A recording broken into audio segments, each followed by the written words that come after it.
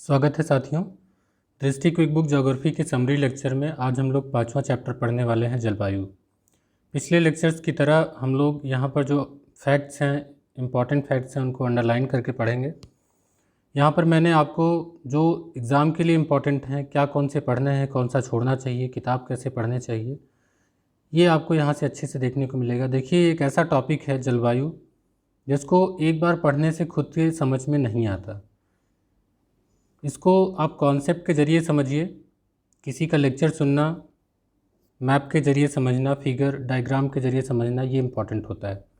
तो जलवायु बहुत इंपॉर्टेंट टॉपिक है, इसको पूरा समझिएगा। बहुत अच्छे से इस बुक में डिस्कस किया गया है। हम लोग इसको समरी के तौर पे देखेंगे।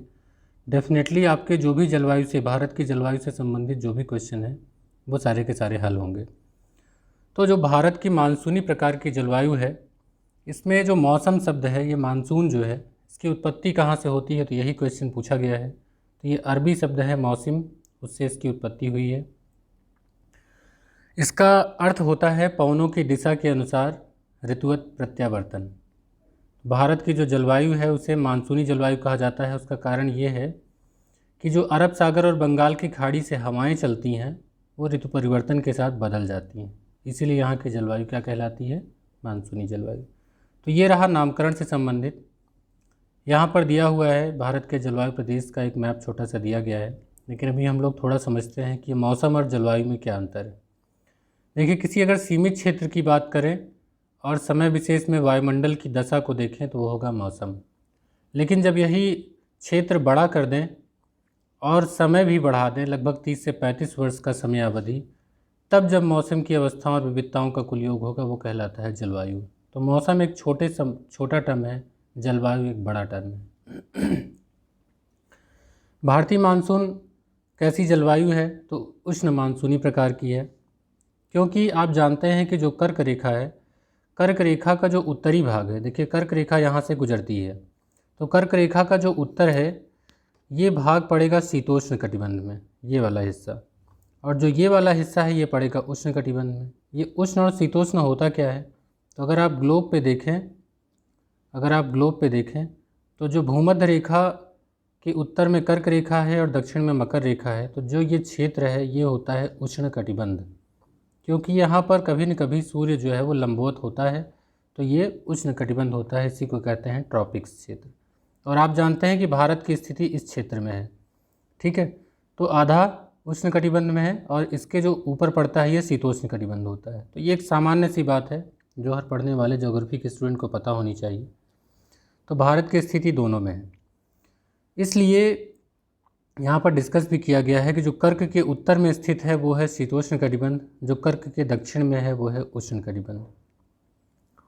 और जो इस मानसून का संबंध है, यही वायुमंडलीय परिसंचरण जो होता है ग्रीष्म ऋतु में, उसी से संबंधित है। शुरुआत कैसे होती है? जब ग्रीष्म ऋतु का प्रारंभ होता है तो सूर्य का उत्तरायण होना प्रारंभ होता है। आप जानते हैं कि सूर्य का उत्तरायण होना, दक्षिणायन होना, ये पृथ्वी जो 23.5 डिग्री अपने अक्ष पर झुकी हुई है, इसकी वजह से होता है, ठीक है। ग्लोब को अगर आप देखें तो इस तरीके से पृथ्वी झुकी हुई है। तो कभी सूर्य की किरणें यहाँ पर लंबवत होंगी, तो कभी सूर्य की किरणें यहाँ पर लंबवत होंगी। तो ये ध्यान रखने वाली बात है कि उत्तरी भाग और दक्षिणी भाग में कब सूर्य की किरणें लंबवत होती हैं। तो जब ये उत्तर की तरफ सूर्य होगा तो इसे कहा जाएगा सूर्य का उत्तरायण, ठीक। तो सूर्य के उत्तरायण के साथ साथ अंतः उष्णकटिबंधीय अभिसरण क्षेत्र का भी उत्तरायण होना प्रारंभ हो जाता है। समझते जाइए, मैं समझाता जाता हूँ, कोशिश करूँगा आपको सब कुछ समझ में आए। ये ITC-Z क्या है? देखिए, ग्लोब पर भूमध्य रेखा है, ये निम्न वायुदाब का क्षेत्र है। इसके उत्तर में भी जो व्यापारिक पवनें चलती हैं, इनकी दिशा जैसे मैंने बना रखी है ऐसे ही है। अभी मैं इसको अगर आपको नाम सबके बताता चलूँगा तो थोड़ा लेक्चर लेंदी हो जाएगा। इसको अगर आपको समझना है तो आप आई बटन पे क्लिक करिए। यहाँ पर आपको मिलेगा मेरा एक लेक्चर जो जलवायु से संबंधित है, वायुदाब पेटियों से संबंधित है। बहुत इम्पॉर्टेंट है, आपको बहुत अच्छे से समझ में आएगा। एक बार उसको ज़रूर देखिएगा, तब आपको ये ITC-Z वगैरह क्या है, हवाएं कैसे चलती हैं ग्लोब पर, वो सब आपको अच्छे से क्लियर हो जाएगा। तो मैं बता रहा था आपको ITC-Z।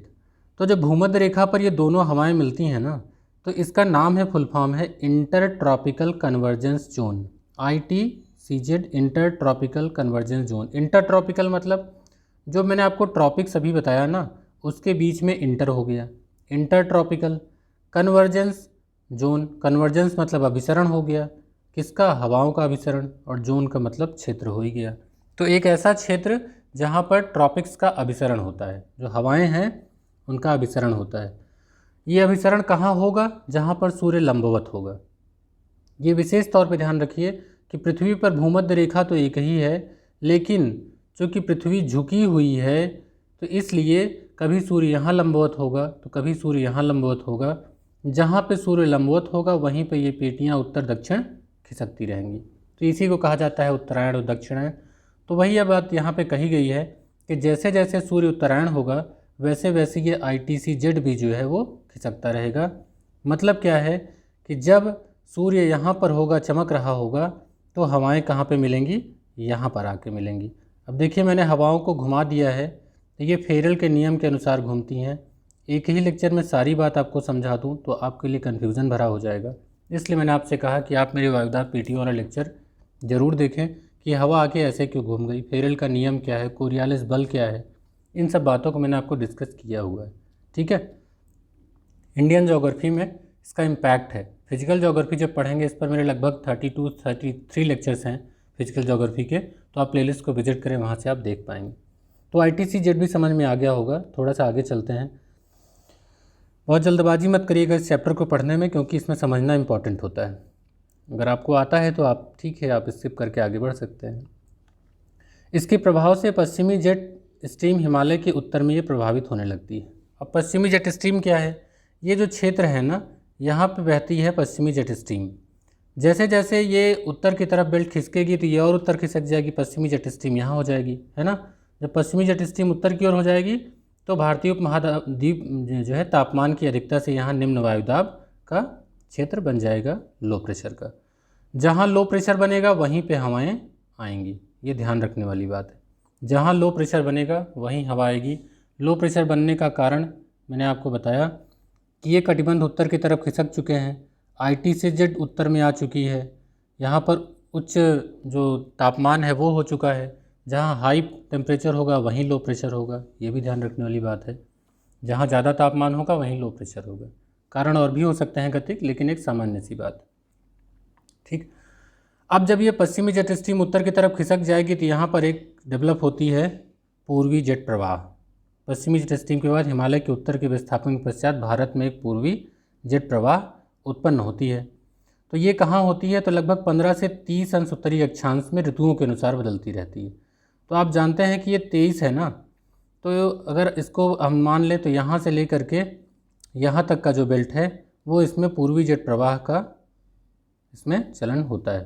ठीक, क्योंकि पश्चिमी जेट इधर से गुजरने लगती है।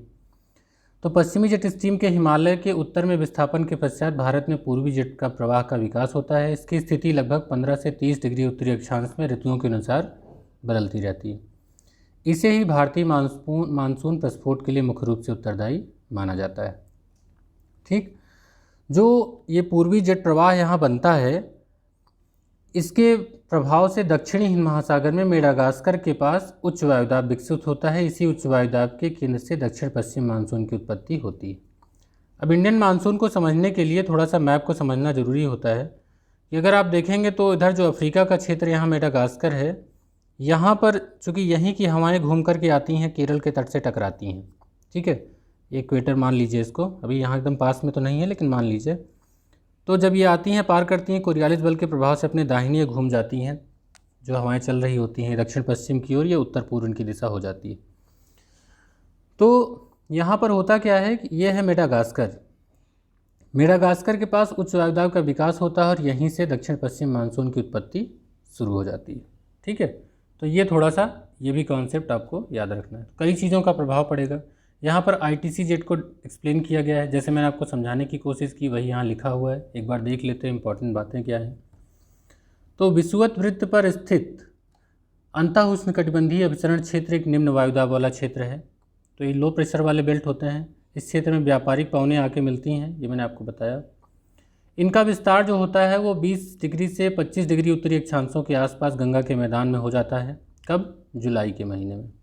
और मैंने आपको बताया कि भूमध्य रेखा के दोनों तरफ चलती हैं। जब उत्तर की तरफ होती हैं तो NITCZ, और जब दक्षिण की तरफ होती हैं तो SITCZ। तो इनके नाम आपको अलग अलग देखने को मिल जाएंगे। यहाँ हमारा काम NITCZ से है। तो क्या होता है कि स्थित हो जाता है, इसे कभी कभी मानसूनी गर्त भी कहते हैं। यही मानसूनी गर्त उत्तर और उत्तरी पश्चिमी भारत पर तापीय निम्न वायुदाब के विकास को प्रोत्साहित करता है। ITCZ के उत्तर खिसकने के कारण दक्षिणी गोलार्ध की व्यापारिक पवनें जो यहाँ चल रही होती हैं, दक्षिणी गोलार्ध की जो व्यापारिक पवनें हैं ये आती हैं 40 से 60 डिग्री पूर्वी देशांतरों के बीच। 40 से 60 डिग्री ईस्ट पूर्वी देशांतरों के बीच का जो बेल्ट है, इसमें क्या होता है कि ये विषुवत वृत्त को पार करती हैं और दाहिने मुड़ जाएंगी। तो पार कर कोरियालिस बल के प्रभाव से विषुवत वृत्त को पार करने वाली इन व्यापारिक दिशा दक्षिण पश्चिम से उत्तर पूर्व की ओर हो जाती है। ठीक है, तो ये आपको बात समझ में आ गई होगी। यहीं पर आपका इंडिया होता है और यहीं पर ये प्रवेश करती हैं। और शीत ऋतु में इसका उल्टा हो जाता है, तो कन्फ्यूज़न न क्रिएट हो, इसलिए मैं उसको आगे भी डिस्कस नहीं करूँगा। मानसून को समझने के लिए भारत में मानसून को कैसे समझा जाता है, कैसे इसका पूर्वानुमान लगाया जाता है, इसको देखिए।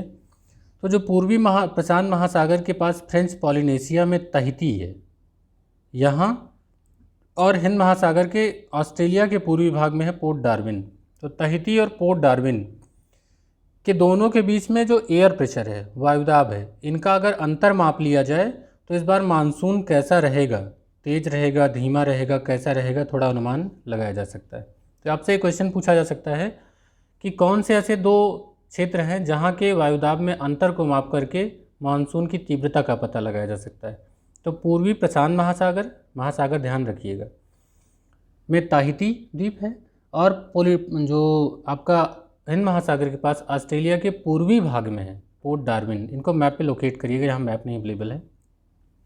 तो इन दोनों के बीच में जो अंतर है एयर प्रेशर का, वायुदाब का, उनसे मानसून की तीव्रता का पता लगाया जा सकता है। तो भारतीय मौसम विभाग जो है लगभग 16 कारक मापदंड हैं जिनके आधार पर मानसून का संभावित व्यवहार कैसा होगा, इस पर जो है लंबी अवधि का पूर्वानुमान लगाता है।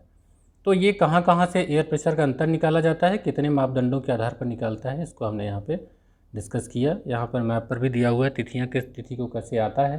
तो आइए देख लेते हैं आगमन। जो मानसूनी वर्षा होती है ना, वो जून से सितंबर के दौरान होती है। सबसे पहले मानसूनी हवाएं कहाँ टकराती हैं? केरल में। तो जब ये हवाएं आती हैं इधर से और यहाँ पर ऐसे टकराती हैं, तो सबसे पहले केरल तट ही होता है सामने। इसे ही कहते हैं मानसून प्रस्फोट, बर्स्ट ऑफ मानसून। तो बर्स्ट ऑफ मानसून का मतलब ये नहीं बहुत ज़्यादा पानी बरस गया। बर्स्ट ऑफ मानसून का मतलब स्टार्ट हुआ है, ऑनसेट ऑफ मानसून। ठीक। भारत में होने वाली वर्षा मुख्य रूप से जो वर्षा होती है उच्चावच द्वारा नियंत्रित होती है कि कैसे, कहाँ पर पर्वत है, कहाँ पे पठार हैं, कौन सी घाटियाँ हैं, थोड़ा सा इनका भी असर पड़ता है। तो आप देखें तो यहाँ पर जो है ये पश्चिमी घाट का क्षेत्र है ना। पश्चिमी घाट पे जब ये हवाएं चढ़ेंगी तो ये ऊपर की तरफ जाएंगी, और ऊपर की तरफ जब जाएंगी तो इनका तापमान और कम हो जाएगा, संघनन होगा, वर्षा अधिक होगी। तो जो ये इधर वाला ढाल है, इधर तो बारिश बहुत ज़्यादा होगी, लेकिन जब पहाड़ी के हवा दूसरी तरफ जाएगी तो हवा नीचे की तरफ आएगी। मान लीजिए पश्चिम घाट का हमने बना रखा है, तो जब इधर आएगी यानी कि इस क्षेत्र पर, तो ये वाला क्षेत्र जो हैदराबाद का क्षेत्र है, तो इस क्षेत्र में जब आएगी तो यहाँ पर हवा नीचे की तरफ आएगी। तो इस जब हवा नीचे आती है तो इसका तापमान बढ़ता है। तापमान बढ़ेगा तो क्या संघनन होगा? नहीं। तो इस क्षेत्र में वर्षा कम होगी। तो आप देखेंगे यहाँ पर जो रेनफॉल होगी हाई होगी, यहाँ जो रेनफॉल होगी लो होगी। इसे कहते हैं वृष्टि छाया प्रदेश। तो जो आपका पश्चिमी घाट का पूर्वी भाग है ये है वृष्टि छाया प्रदेश। ठीक, यही बात यहाँ पर डिस्कस की गई है। पवनाभिमुखी ढाल पर जो सामने ढाल पड़ता है इस पर लगभग 250 सेंटीमीटर, और जो इसके इधर होता है वहाँ आप देखेंगे तो 100 से 150 या 50 से 100 सेंटीमीटर बारिश होती है, बहुत ही कम। तो बहुत कम वर्षा होती है वहाँ पे। तो देखिए बेल्ट के सामने केवल पर्वत उच्चावच की वजह से इसमें अंतर आ जाता है, ये भी मानसून में एक प्रमुख बात। और यही हाल अगर आप देखें तो पूर्वी राज्यों में है। तो इसका एक भाग जो है इधर से आता है, एक भाग बंगाल की खाड़ी से आता है। तो ये हवाएं जब यहाँ पर आती हैं तो यहाँ पर पहाड़ियाँ हैं, ये गारो, खासी, जंतिया। तो यहाँ जो पहाड़ियाँ हैं आप देखेंगे इधर से हिमालय की पहाड़ी है, यहाँ राजमहल की पहाड़ियाँ हैं, ये इधर से पूरा हिमालय का है। तो ये पूरा एक 3 तरफ से पहाड़ियाँ हो गई ना, तो हवा यहाँ जाती है, तीनों तरफ से घुमड़ घुमड़ के खूब बरसती है। तो इसलिए यहाँ पर आप देखेंगे मासिन राम, चेरापूंजी वगैरह यहीं पर स्थित हैं, ठीक है, खासी पहाड़ियों के पास में। तो ये दुनिया का सर्वाधिक वर्षा वाला क्षेत्र है। तो 2 ऐसे बेल्ट हैं जो भारत में उच्चावच की वजह से यहाँ पर सर्वाधिक वर्षा होती है। तो ये हुआ मानसून का आगमन। अब इसमें आगमन और कैसे होता है, तो थोड़ा मैप को लोकेट कर लिया जाए। तो जो ये बेल्ट बनी है ना, ये लाइन दिखाती है कि कितनी तारीख तक यहाँ पर मानसून आ चुका होगा। जैसे 1 जून, 5 जून, 10 जून, 14 जून तक, तो जून तक लगभग मध्य भारत में आ चुकी होती है। और ऑनसेट में जुलाई में देखें तो लगभग पूरे भारत में ये मानसून का आगमन हो चुका होता है। अब जो वर्षा का अनुपात है भारत में, किससे वर्षा ज़्यादा होती है, तो वर्षा कई तरीके से होती है। भारत में पश्चिमी विक्षोभ से भी वर्षा होती है, अभी इसको हम लोग आगे डिस्कस करेंगे क्या है ये। मानसून पूर्व जो स्थानीय चक्रवाती वर्षा होती है, इससे भी होती है, स्थानीय चक्रवाती वर्षा से। दक्षिण पश्चिम मानसून पे हम पढ़ ही रहे। और प्रत्यावर्ती जो लौटता हुआ मानसून होता है, उससे भी वर्षा होती है। तो किससे अधिक वर्षा होती है, तो भारत में सर्वाधिक वर्षा जो होता है वो दक्षिण पश्चिम मानसून से होता है, ठीक है, लगभग 74%। उसके बाद जो लौटने वाला मानसून होता है, आप देखेंगे कि मानसून का निवर्तन जब होता है वापस होते समय, तो उससे लगभग 13% बारिश होती है। जो स्थानीय चक्रवात है उनसे 10%, और जो पश्चिमी विक्षोभ है, जो ठंडियों में बारिश होती है उत्तर और पश्चिमी क्षेत्र में, वो जो है लगभग 3% होती है। तो ये क्वेश्चन यहाँ से पूछा जाता है कि सर्वाधिक वर्षा दक्षिण पश्चिम मानसूनी वर्षा से होती है। अब एक एक कारण देखते चलते हैं कि समुद्र से जैसे जैसे दूरी बढ़ेगी वैसे वैसे मानसूनी वर्षा घटती जाएगी। तो अगर आप इसको इंडिया के मैप पर देखें तो ये समुद्र है आपका, ये आपका इधर अरब हो गया, अरब सागर, इधर हो गया बे ऑफ बंगाल। तो यहाँ से जैसे आप अंदर की तरफ जाएंगे वैसे वैसे वर्षा की मात्रा में कमी आती जाएगी। जैसे देखें अगर कोलकाता की बात करें तो कोलकाता में 119 सेंटीमीटर है, ठीक है। जब आगे चलेंगे पटना में तो 105 सेंटीमीटर है। तो देखिए घटता जाएगा। पटना के बाद जब आप इलाहाबाद पहुँचेंगे तो 76 सेंटीमीटर है। जब यही दिल्ली में पहुँचेंगे तो दिल्ली में 56 सेंटीमीटर है। तो आप देख रहे हैं कि ये जो है जैसे जैसे समुद्र से दूरी बढ़ेगी वैसे वैसे वर्षा कम होती जाएगी। तो इसको लेके भी स्टेटमेंट पूछा गया है, इसलिए मैंने आपको यहाँ पर डिस्कस कर दिया। आइए देखते हैं और कौन सी प्रमुख बातें हैं। भारतीय मानसून की उत्पत्ति को लेकर कौन कौन से सिद्धांत दिए गए हैं, यहाँ से भी क्वेश्चन पूछे जाते हैं। तो पहले बात करते हैं क्लासिकल थियरी। क्लासिकल थियरी क्या है, चिरसम्मत विचारधारा। इसका नाम क्या है, तापीय सिद्धांत या थर्मल थियरी। तो 4 नाम याद रखिएगा। कभी क्लासिकल थियरी पूछेगा वो हिंदी में भी छाप देगा, कन्फ्यूज होने की जरूरत नहीं है। चिरसम्मत विचारधारा भी पूछ सकता है कि भारतीय मानसून से उत्पत्ति संबंधी चिरसम्मत विचारधारा, या भारतीय मानसून की उत्पत्ति संबंधी तापीय सिद्धांत या थर्मल थियरी। तो इसको प्रवर्तित किसने किया था, तो 1656 में एडमंड हेली ने किया था। सबसे पहले यही सिद्धांत आया था कि एशियाई मानसून की उत्पत्ति की व्याख्या इन्होंने किया था एडमंड हेली ने। तो हेली का ये सिद्धांत कहलाता है क्लासिकल थियरी। क्या कहता है ये कहता है कि भाई महाद्वीप और महासागरों का जो ऊष्मन है, इनके गर्म होने की जो विधि है उसमें अंतर होता है, और इनमें जो उत्पन्न तापीय विरोधाभास होता है ना, उसी का परिणाम है ये भारतीय मानसून। मतलब क्या है, जो स्थल भाग होगा जल्दी गर्म होगा, जल्दी ठंडा होगा, जो जल भाग है वो देर में गर्म होगा, देर में ठंडा होगा। तो जो ये तापीय विरोधाभास है ना, यही कारण बनता है जब दोनों में विपरीत स्थितियां होती हैं। तो आप जानते हैं कि ठंडा गर्म की वजह से एयर प्रेशर चेंज होगा, और एयर प्रेशर चेंज होगा तो हाई प्रेशर से लो प्रेशर, जिधर हाई प्रेशर होगा उधर हवा चलने लगेगी। तो इसको हम लोग आगे पढ़ते चलेंगे, ठीक है। तो जो मैंने आपको अभी तक समझाया वही यहाँ पर तापीय सिद्धांत में बताया गया है। सीधी सी बात क्या है इसमें कि होता क्या है कि ग्रीष्म काल में सूर्य की किरणें कर्क रेखा पर लंबवत पड़ती हैं। यहाँ पर जब लंबवत पड़ेंगी तो यहाँ पर निम्न वायुदाब का विकास के निम्न वायुदाब बन जाएगा। इसे तापीय विषुवत रेखा भी कहा जा सकता है। थोड़ा ये उत्तर की ओर खिसक जाएगा ITCZ। तो होगा क्या कि जो व्यापारिक पवनें हैं उनका अभिसरण यहाँ पर होगा, और जो व्यापारिक पवनें हैं जब यहाँ पर आके अभिसरण होगा तो ये कोरियालिस बल के कारण जो दक्षिण वाली व्यापारिक पवनें हैं वो भी आकर यहीं मिलेंगी, और इनका जो है वर्षा अपने जो लेके आती हैं अपने साथ आर्द्रता, वो यहाँ पर बारिश करेंगी। तो एक तापीय संकल्पना आती है इसमें दक्षिण पश्चिम मानसून वर्षा की, लेकिन ये अब बहुत ज़्यादा प्रचलित नहीं है। अगर इसको देखें शीतकाल में क्या होता है, शीतकाल में जैसे जैसे वापस होने लगता है तो वही जब लौटेगा तो उत्तर पूर्वी मानसून बनेगा, और उत्तर पूर्वी मानसून की वजह से कोरोमंडल तट पर वर्षा होगी। परेशान मत होइए, अभी इसको आगे भी डिस्कस करना है, इसलिए मैं बहुत टाइम इस पर नहीं दे रहा। अब जो दूसरी संकल्पना है ना, वो गतिक संकल्पना है। तो तापमान को लेके तो बात आ गई कि गर्म ठंडा होता है उसकी वजह से। गतिक संकल्पना में क्या होता है, दरअसल ये कहा गया कि यदि भाई जो ITCZ का खिसकना उत्तर से दक्षिण, स्थल और महासागर का गर्म ठंडा होना, अगर यही होता तो ये तो वर्ष भर होता है और हर साल होता है, तो हर साल मानसून की स्थिति एक ही जैसी होती। लेकिन क्या ऐसा होता है? नहीं, मानसून में तो विविधता होती है। तो इसीलिए गतिक संकल्पना लाई गई कि कुछ ऐसी भी फैक्टर हैं जो डायनेमिक हैं। तो dynamic concept of equatorial westerlies theory जो आती है यहाँ पर, इसके दो नाम हैं। एक नाम है आपका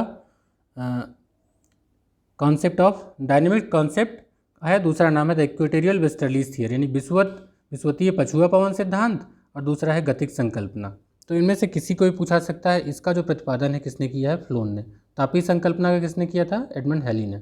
और इसका फ्लोन ने। तो इसमें बात क्या कही गई है कि मानसून पछुआ पवनों का सूर्य के उत्तरायण और दक्षिणायन के अनुसार सामान्य मौसमी स्थानांतरण है। मतलब सीधा है कि जो ITCZ है वो उत्तरायण दक्षिणायन होता है, इसमें पछुआ पवनें जो आती हैं उनका भी रोल होता है। तो वेस्टर्लीज आप जानते हैं कि हिमालय के उत्तर की ओर बहती हैं और उनका उत्तर से दक्षिण खिसकाव होता है, उसकी वजह से भी होता है। तो ये जेट स्ट्रीम जो वेस्टर्लीज हैं उनको भी इसमें लेके आते हैं, पश्चिमी जो पछुआ हवाएं हैं उनको भी प्रभाव मानते हैं। इनके अनुसार क्या कहा इन्होंने कि ग्रीष्म ऋतु में तापीय विषुवत रेखा के उत्तर की ओर खिसकाव के कारण जो ITCZ है वो भी उत्तर खिसक जाता है। ये तो हमने पढ़ लिया। इसके बाद क्या होगा कि जो विषुवतीय पछुआ पवन है उनका प्रभाव भारतीय उपमहाद्वीप पर बने निम्न क्षेत्रों की ओर होने लगता है और दक्षिण पश्चिम मानसून की उत्पत्ति होती है। इसी प्रकार जो NITCZ है, यानी कि उत्तर वाले हिस्से को मैंने कहा था NITCZ, इसके सहारे उष्णकटिबंधीय विक्षोभ सक्रिय हो जाते हैं। ठीक है। और जब सूर्य दक्षिणायन होता है तो निम्न वायुदाब का क्षेत्र उच्च वायुदाब में बदल जाता है। वही उत्तर पूर्वी व्यापारिक पवनें होती हैं, फिर से गतिशील हो जाती हैं। तो ये इन्होंने एक छोटा सा कॉन्सेप्ट दिया, डायनेमिक थियरी। अब इसी में एक और चीज़ जुड़ जाएगा, जेट स्ट्रीम। ये पछुआ पवन को लेकर चले थे, आगे इसमें डायनेमिक में और देखेंगे तो एक जुड़ जाता है जेट स्ट्रीम। तो चूँकि पछुआ पवनें स्थल भाग पर देखने को मिलती हैं, जेट स्ट्रीम थोड़ा ऊंचाई पे मिलती हैं, लेकिन इनका भी प्रभाव पड़ता है। तो इसमें क्या होता है कि पहले तो जान लीजिए कि जेट स्ट्रीम है क्या। तो ऊपरी वायुमंडल में अति तीव्र गति से चलने वाली वायु प्रवाह प्रणाली है, ये मौसम को प्रभावित करती है। इसमें होता क्या है कि जो उष्णकटिबंधीय पूर्वी जेट स्ट्रीम होती है उसके द्वारा भारत में दक्षिण पश्चिम मानसून की उत्पत्ति होती है और उपोष्ण कटिबंधीय पश्चिमी जेट स्ट्रीम के द्वारा उत्तर पूर्वी मानसून की उत्पत्ति में मदद मिलती है। अब इसमें 2-3 टर्म आ गए, इनको थोड़ा समझ लेते हैं। देखिए, इसमें उष्णकटिबंधीय क्या है और शीतोष्ण कटिबंधीय पश्चिमी जेट स्ट्रीम क्या है। ठीक, इसको समझते हैं। देखिए, ये आपका अगर देखें तो ये इंडिया का है क्षेत्र। इसमें जो हिमालय का बेल्ट है, जब पछुआ पवनें आएंगी तो इनका विस्तार इधर रहता है, लेकिन जब ये उत्तर की ओर खिसक जाएंगी तो विस्तार यहाँ पर हो जाएगा, जो पूर्वी पवन प्रवाह है, पूर्वी जेट स्ट्रीम, उसका विकास हो जाएगा। तो इसी की वजह से यहाँ मानसून की उत्पत्ति होती है, जो लिखा गया है उष्णकटिबंधीय पूर्वी जेट स्ट्रीम। ये गर्मियों में होती है। जब ठंडियों की बात आती है ना, तो ये स्थिति उलट जाती है। तो आप देखेंगे कि जो हिमालय का बेल्ट है, हिमालय के बेल्ट जो पछुआ जेट स्ट्रीम है, उसका प्रवाह हिमालय के दक्षिण तक आ जाता है। तो होगा क्या कि यहाँ पर ये पश्चिम इसका प्रवाह है ना, तो इसी का नाम दिया गया है उपोष्ण कटिबंधीय पश्चिमी जेट स्ट्रीम। ठीक, तो ये दोनों नाम अलग अलग है। तो एक ठंडियों में वर्षा के लिए जिम्मेदार है, एक गर्मियों में वर्षा के लिए जिम्मेदार है। शीतकाल में पूरे पश्चिमी तथा मध्य एशिया में उपोष्ण कटिबंधीय पश्चिमी जेट स्ट्रीम पश्चिम से पूर्व की दिशा में प्रवाहित होती है और जब ये तिब्बत के पठार में पहुँचती है तो अवरोध के कारण 2 शाखाओं में बढ़ जाती है। ठीक है, एक शाखा तिब्बत पठार के उत्तर और दूसरी शाखा हिमालय के दक्षिण पूर्व की ओर चली जाती है, जो शीत ऋतु में भारतीय उपमहाद्वीप पर पश्चिमी विक्षोभ लाती है। तो इसका जब जेट स्ट्रीम बटेगा हिमालय के, तो देखिए यहाँ से जब बटेगा तो इसका एक उत्तर की तरफ होगा, तिब्बत पठार के उत्तर की तरफ, और दूसरी शाखा हिमालय के दक्षिण पूर्व में चली जाएगी, ये वाला। देखिए, ये सब चीज़ें मैप पे ही समझ में आती हैं। यहाँ मैप मिला तो मैंने आपको डिस्कस किया। जब यहाँ पे चली आएंगी तो क्या होगा, यही पश्चिमी विक्षोभ कहलाती है, इन क्षेत्रों में बारिश कराएगी। तो ये आपका जेट स्ट्रीम का है। जेट स्ट्रीम भंवरदार लहरदार हवाएं हैं जो ऊपरी वायुमंडल में चलती हैं। आइए इसमें आगे समझते हैं और क्या बातें डिस्कस की गई हैं कि गर्मी में सूर्य के उत्तरायण के समय सभी ताप कटिबंधों का उत्तर की ओर विस्थापन हो जाता है। तो ऐसे में क्या होगा, उष्णकटिबंधीय पूर्वी जेट स्ट्रीम का विकास होगा और इसकी उत्पत्ति होगी तो ग्रीष्म ऋतु के समय तिब्बत के पठार पर अधिक तापमान के कारण जो गर्म वायु है वो ऊपर उठेगी और क्षोभ मंडल की ऊपर की परतों में विकसित होगी उच्च वायुदाब केंद्र। जो क्षोभ मंडल के ऊपर की परतों में विकसित उच्च वायुदाब केंद्र है उसकी वजह से वहाँ पर ये क्रिएट करती है। अब देखिए, उच्च वायुदाब के केंद्र से बंगाल की खाड़ी और अरब सागर से होते हुए दक्षिणी हिंद महासागर की ओर चलने वाली हवा को ही उष्णकटिबंधीय पूर्वी जेट स्ट्रीम कहते हैं। तो यहाँ पर जो मैंने आपको डिस्कस किया था वही यहाँ पर आपको एक्सप्लेन कर दिया गया है। इस जेट स्ट्रीम के कारण मेडागास्कर द्वीप के समीप वायु के अवरोहण से उच्च वायुदाब विकसित होता है। यहाँ से चलने वाली दक्षिण पूर्वी व्यापारिक पवनें जब विषुवत रेखा को पार करती हैं तो कोरियालिस बल के कारण दाईं ओर मुड़ जाती हैं तथा भारतीय उपमहाद्वीप से टकराकर वर्षा करती हैं। इसे दक्षिण पश्चिम मानसून के नाम से जाना जाता है। तो ये रहा थोड़ा सा।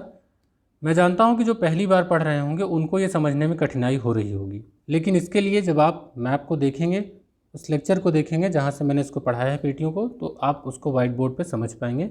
वहाँ से आप इसे ज़रूर देखिएगा। एल नीनो का क्या प्रभाव है भारतीय मौसम मानसून पर, वो देखिए। एल नीनो जो है हर 5-10 साल बाद प्रकट होती है। ये एल नीनो का शब्द है बालाकीसा। यह जलधारा दिसंबर के महीने में क्रिसमस के आसपास पेरू दक्षिण अमेरिका में है, तो दक्षिणी गोलार्ध में दिसंबर का गर्मी महीना होता है उस समय, वहाँ पर ये नज़र आती है। तो एल नीनो, ठीक है। जब लंबी अवधि का पूर्वानुमान करना होता है तो एल नीनो का भी कारण देखा जा सकता है, क्योंकि 90-91 में ऐसा हुआ कि जब एल नीनो प्रचंड रूप में आई तो इसके कारण भारतीय मानसून में देरी हो गई थी। तो इसका भी विस्तार यहाँ पर मिलता है। एल नीनो से संबंधित कई क्वेश्चन बनते हैं, तो इनसे रिलेटेड जो स्टेटमेंट है उनको देखते हैं कि पूर्वी प्रशांत महासागर में पेरू के तट से निकट उष्ण समुद्री धारा के रूप में प्रकट होता है। मतलब ये गर्म धारा के रूप में प्रकट होती है। ये जो एल नीनो होती है ना, ये भूमध्य रेखा उष्ण समुद्री जो धारा होती है उसका विस्तार होती है। पहले वहाँ पर पेरू की ठंडी धारा बहती रहती है, या जिसे हम्बोल्ट की धारा कहा जाता है, उसको ये प्रतिस्थापित कर देती है और वहाँ गर्म धारा हो जाती है। जब गर्म धारा हो जाएगी तो क्या बदलाव आएगा वो देखिए। 3 चीज़ों में बदलाव आ जाता है इस एल नीनो के प्रकट होने से। एक तो भूमध्य रेखीय वायुमंडलीय परिसंचरण में परिवर्तन आ जाता है, जो वायुमंडल परिसंचरण है भूमध्य रेखा वाला। दूसरा है समुद्री जल के वाष्पन में अनियमितता हो जाती है, भाई जहाँ गर्म होगा वहाँ वाष्पन ज़्यादा हो जाएगा। तीसरा है जो प्लैंकटन पाया जाता है उसकी मात्रा में कमी हो जाती है, इससे मछलियों की संख्या घट जाती है। तो आप देखेंगे तो भौगोलिक रूप से, आर्थिक रूप से सभी प्रकार से एल नीनो प्रभाव डालती है। एल नीनो एक बड़ा कॉन्सेप्ट है, इसको प्रभाव के लिए और भी इसमें पढ़ने की ज़रूरत है, जो बुक से आप पढ़ सकते हैं।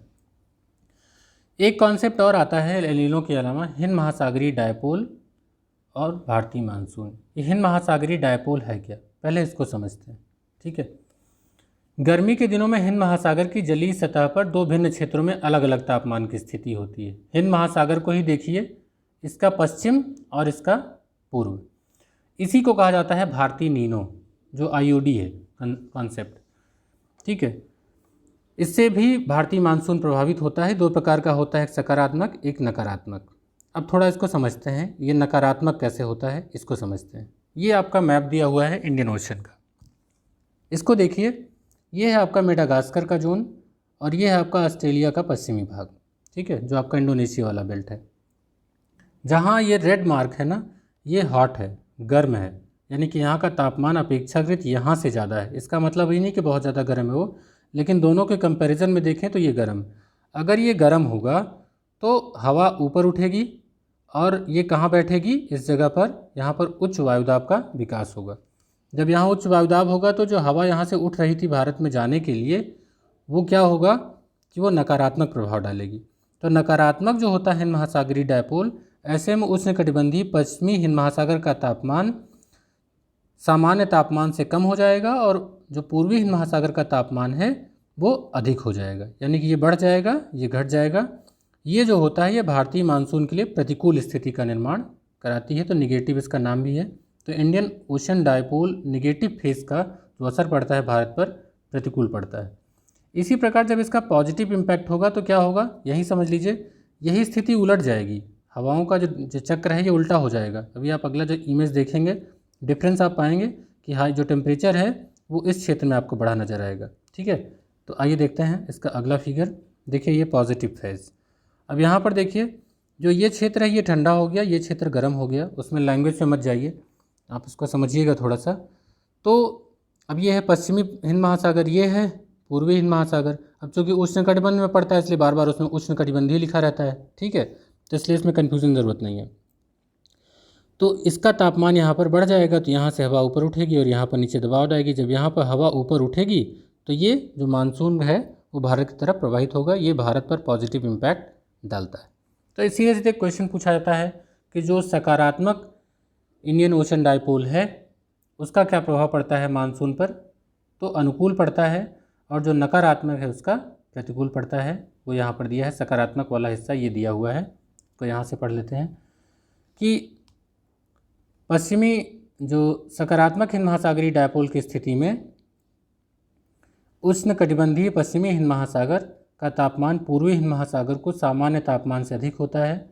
सकारात्मक हिंद महासागरीय डायपोल जो है वो भारतीय मानसून के लिए अनुकूल परिस्थिति का निर्माण करता है। तो ये रहा आपका नेगेटिव और positive impact Indian ocean dipole का। एक टर्म आता है गैप ऑफ मानसून, मानसून विच्छेद। क्या है ये? तो जो लगातार वर्षा होती रहती है उसी बीच में कुछ सप्ताह के लिए वर्षा रुक जाती है, तो इसी कहा जाएगा मानसून विच्छेद। ठीक, क्या कारण होते हैं?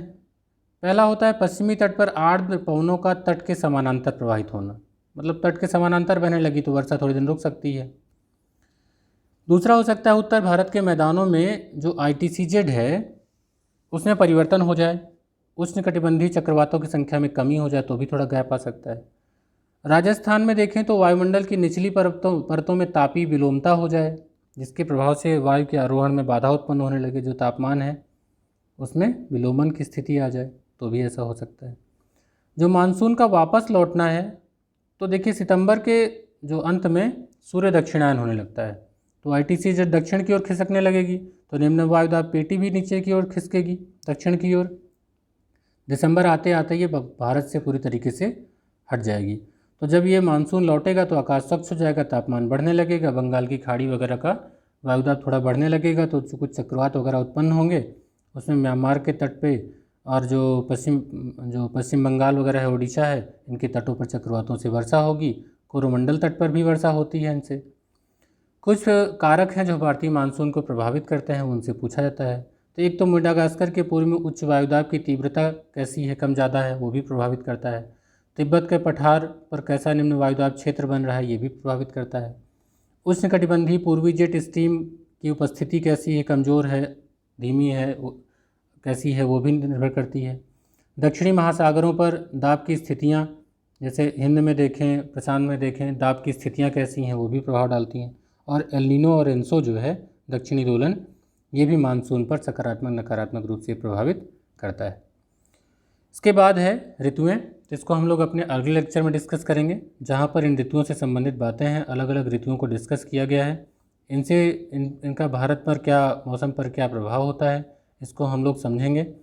ऋतुओं के बाद हम लोग जलवायु का वर्गीकरण, कोपेन का वर्गीकरण देखेंगे, जो प्रभावित करने वाले कारक हैं, और लगाएंगे एक अभ्यास प्रश्न, जो अभ्यास प्रश्न है उसको भी सॉल्व करेंगे। तो ये हम लोग अगले लेक्चर में देखेंगे।